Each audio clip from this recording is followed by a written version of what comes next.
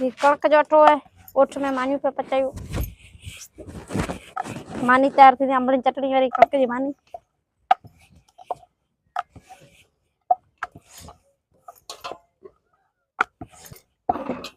मानी ॾिसो पिया मानी था पचाए पर मानियूं मुंहिंजूं गरियूं आहिनि वॾियूं आहिनि नंढियूं कोन थी पचाए छो काढ़ो तपी वियो आहे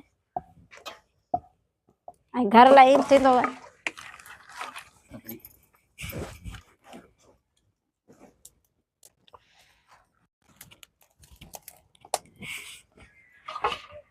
पेड़ो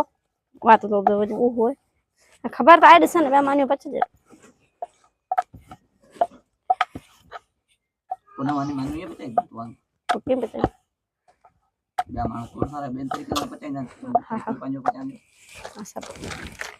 यू छाए देखो यू री पे आइला है तो